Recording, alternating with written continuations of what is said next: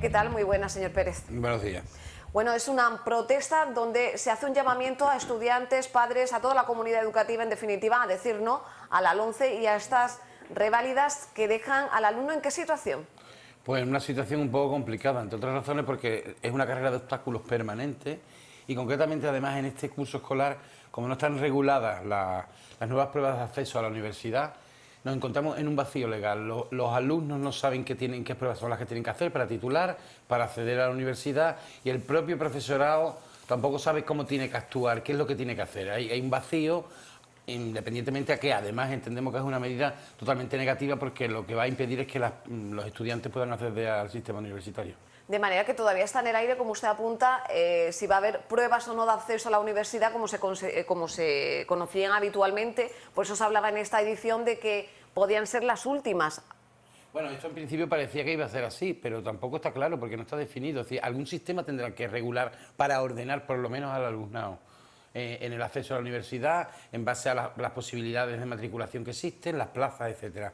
Aquí lo que pasa es que hay un vacío. La administración, de una manera educativa en el ámbito estatal, de una manera, bueno, con premeditación y alevosía, creemos, a finales de julio saca un real decreto que regula la reválida, además sin ninguna legitimidad, porque no tienen ahora mismo suficiencia parlamentaria ni están en un gobierno en funciones, ¿no? ¿Qué haría falta, por lo tanto, de llevarse a cabo esta LOMCE y estas reválidas? ¿Cómo se conseguiría el título de bachiller, por ejemplo? Bueno, pues ahora mismo, según dice la propia ley, los alumnos tendrían que hacer unas pruebas de reválida al finalizar el bachillerato, que le permitiría acceder, luego posteriormente tendría que hacer unas pruebas de acceso a la universidad. Además, las propias universidades podrían regularlas. En principio lo que sí hay es, parece que un acuerdo de rectores ante el vacío legal que hay, pero eso tampoco es garantías de nada, porque nadie está obligado, cualquier rector puede decidir que no hacerla en los mismos términos. Por lo tanto, ahora mismo lo que hay es una indefinición, podríamos decir, sobre la situación. Ahora mismo, estas pruebas, este primer curso, o nuestras primeras pruebas de reválida, en principio, no eran para titular, porque era un modelo transitorio, digamos, pero sí era de acceso a la universidad, lo cual le está generando un problema grave al alumnado. Pero la previsión, en principio, y esperemos que esto se suspenda, es que la LOMCE, si sigue su curso, pues tendría el alumnado lo que tendría que superar una prueba de reválida para poder obtener el título en bachillerato, y posteriormente podría haber unas pruebas que podrían definir la propia universidad, en la que se tendrían en cuenta los resultados de estas pruebas de reválida de bachillerato para acceder a las plazas universitarias. Se ha hablado que con todo esto lo que se persigue también es que el alumnado o haya un mayor desembalse del alumnado a lo que es la formación profesional.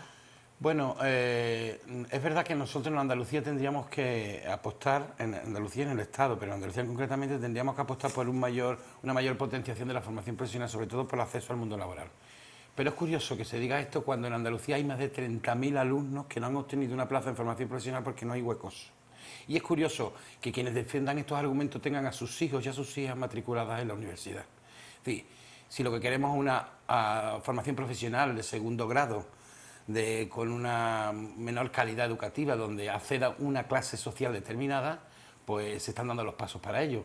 Entre otras cosas porque no se está potenciando la formación profesional, y la propia LOMCE la degrada al generar unos itinerarios que lo que hacen es posibilitar una formación profesional muy lejana del avance tan significativo que había experimentado en los últimos años.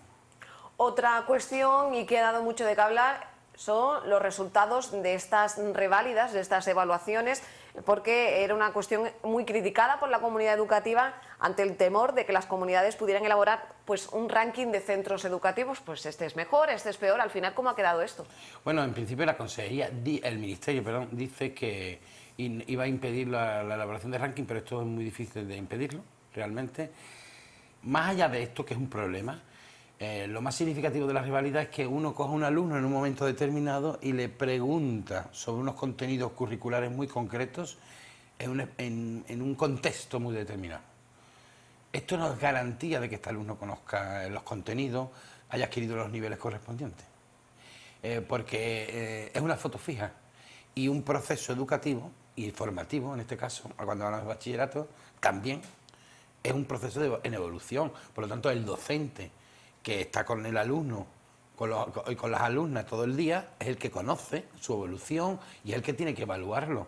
Esto es el concepto de evaluación continua que ya estaba consolidado en el sistema educativo. Ahora viene un elemento externo que en un momento determinado va a hacer una prueba, va a comprobar, entendemos que de manera irreal, si ese alumno o alumna tiene los contenidos adquiridos.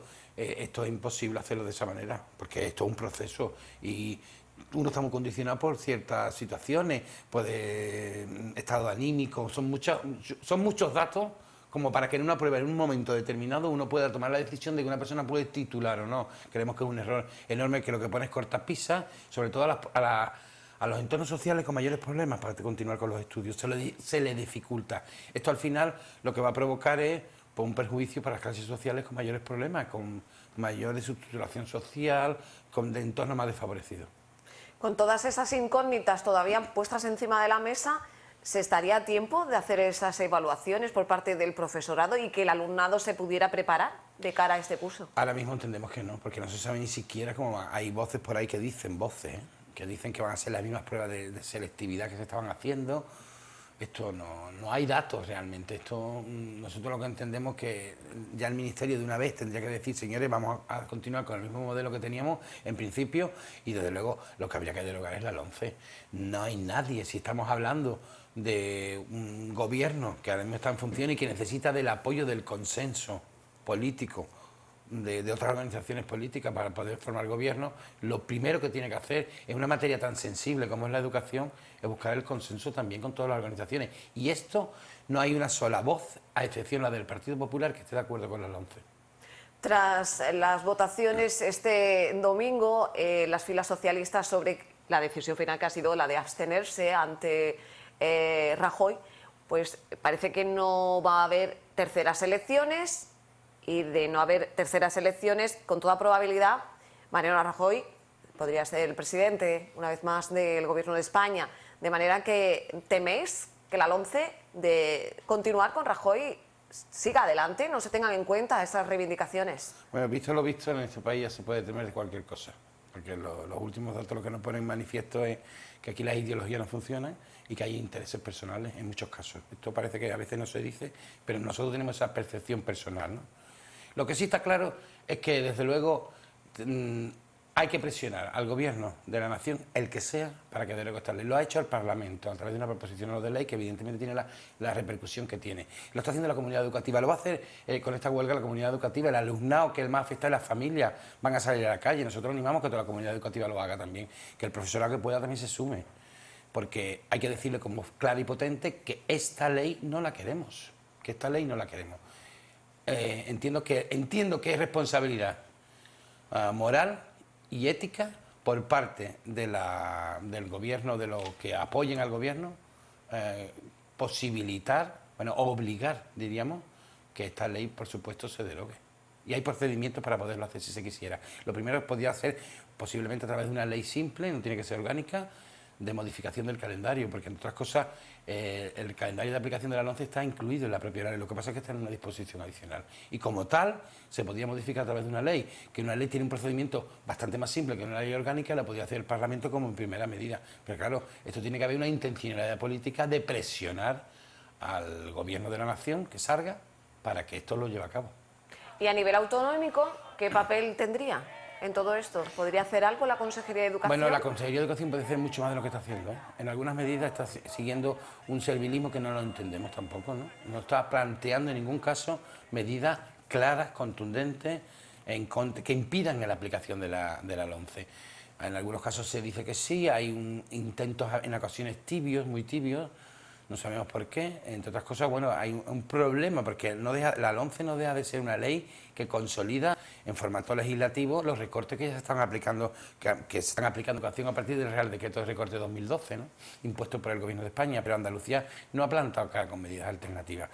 Andalucía lo que tendría que hacer es presionar como una comunidad autónoma con una gran población, con 8,5 millones de habitantes, para que la ley desapareciera. Esa ley se tiene que derogar. Esa ley no tiene ningún tipo de consenso.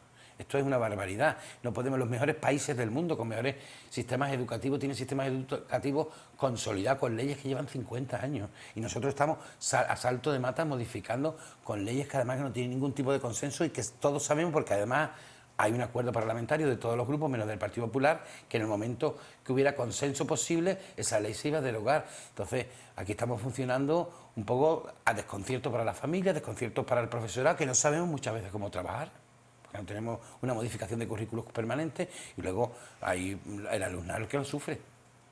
En estos últimos 30 años, de hecho, las leyes en materia de educación han ido variando, con lo que también han sido muchas las voces críticas que, bueno, pues hablan de esa dificultad tanto del docente como del alumnado para amoldarse a estas políticas educativas.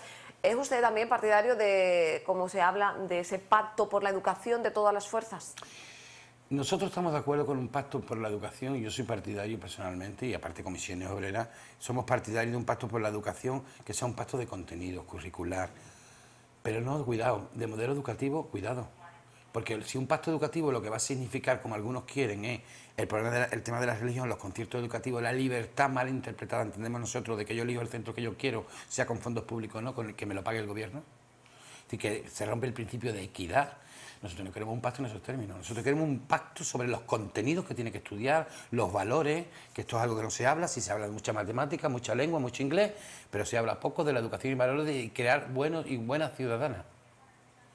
Porque esto es el principio básico de un sistema educativo, además de los contenidos que se tienen que adquirir. Se habla solo de esos contenidos y no se hablan de otra serie de valores y de conceptos que tiene que adquirir la ciudadanía para ser responsable, para ser analítica, para ser crítica, para construir una sociedad mejor. Nosotros estaríamos de acuerdo en hablar un pacto educativo en esos términos. Ahora sí, el concepto del tema de la religión, el tema de los centros segregados y la libertad de elección en detrimento siempre de la enseñanza pública, nosotros no vamos a estar de acuerdo nunca.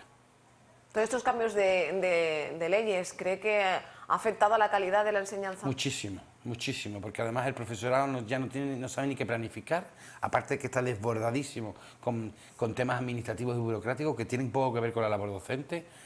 El profesorado está modificándose los programas educativos permanentemente. La LOMCE hace algo realmente grave a nivel curricular, y es que las materias que corresponden al libre pensamiento, al desarrollo de la actitud crítica, analítica, esas asignaturas desaparecen casi del programa, como son la filosofía, como son las artes, la música, como es la tecnología, que de la parte de la ciencia es la más creativa. Eso sí, cultura emprendedora, que parece que todo se va a solucionar con el mercado, porque es muy mercantilista esta ley, y claro, esto es un perjuicio significativo. Claro que hace falta un acuerdo a nivel de contenido. ¿Qué son las materias que tiene que estudiar el alumno? Por supuesto que sí. Recordamos, miércoles 26 de octubre, manifestaciones en todo el país, bueno, sobre todo en las capitales de provincias, pero aquí en Jerez habrá una concentración a las 6 de la tarde en la Plaza del Arenal, convocada por Marea Verde para decir no a esta LOMCE, pero los estudiantes por la mañana, señor Pérez, también, ¿no? Han convocado protestas. Hay una convocatoria hecha para la comunidad educativa, por los estudiantes, la que se suman los padres, y nosotros nos vamos a sumar también, que sale de la rotonda Biarritz, que está al lado de la avenida de las Flores. Esta sale desde a las 11:30 de la mañana. Pero es verdad que en el caso de Cádiz, como tenemos la peculiaridad que tenemos en la provincia, tenemos tres. Tenemos una en Cádiz, otra en Algeciras y otra en Jerez. Porque para eso somos como somos y tenemos la idiosincrasia que tenemos.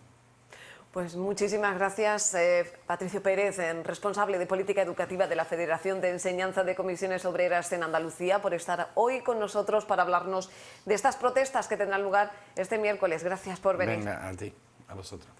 Y a ustedes decirles, como siempre, que regresamos mañana a la misma hora, a partir de las 9, con más noticias, más entrevistas y portadas de la prensa. Como siempre en su emisora pública, que pasen un feliz día. Adiós.